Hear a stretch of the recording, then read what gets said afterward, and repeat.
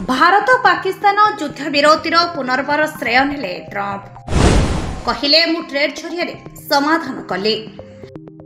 America राष्ट्रपति Donald Trump को सर्वदा निज क्रेडिट नेवा निशा खारिछि। बुधवार से तांकर दाबी को दोहराइछन्ति जे से भारत एवं पाकिस्तान मध्यरे संप्रति विवादर समाधान वाणिज्य माध्यम करिछन्ति। से दाबी करिछन्ति जे वाणिज्य आलोचना माध्यम दुई देश मध्यरे उत्तेजना ह्रास करिबारे से गुरुत्वपूर्ण भूमिका ग्रहण करिछन्ति। पूर्वरु भी से एही दाबी दोहराइथिले हेले भारत पूर्वरु ट्रंप को एही दाबी को प्रत्याख्यान करिसारिछि।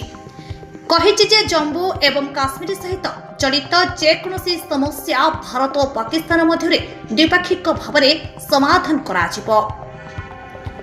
व्हाइट हाउस रे दक्षिण आफ्रिकार राष्ट्रपति सिरिल रामाफोसाଙ୍କ सह एक साक्षात समय रे ट्रंप कहिथिले जदि आपण पाकिस्तान और भारत सहित आमे कोन करिछु ताहा जानिबाकू चाहुछ कि तेबे मु एठारे कहि रखुछि आमे सेही संपूर्ण समस्यार समाधान करिछु।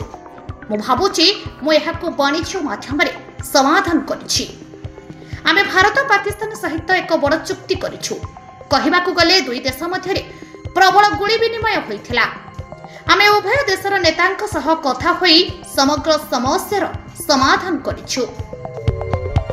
से आहुरी कहिछन्ति जे दुई दिन परे किछि घटिला। से माने कहिले जे एहा ट्रंप को भूल थिला। मु एहा कहिबाकू घृणा करे जे आमे एहाकू समाधान करिछु। आमे किछि भलो करिछु किंतु पाकिस्तान रे किछि महान और किछि प्रकृतरे भलो नेता अछंती। किंतु भारतर प्रधानमंत्री मोदी मोर बंधु, से जणे महान व्यक्ति। ट्रंप दाबी करिछन्ति जे तांको मध्यस्थता जोगु उभय देश युद्ध विरोधी को ग्रहण करिछन्ति। Bureau report news Laxmi 7।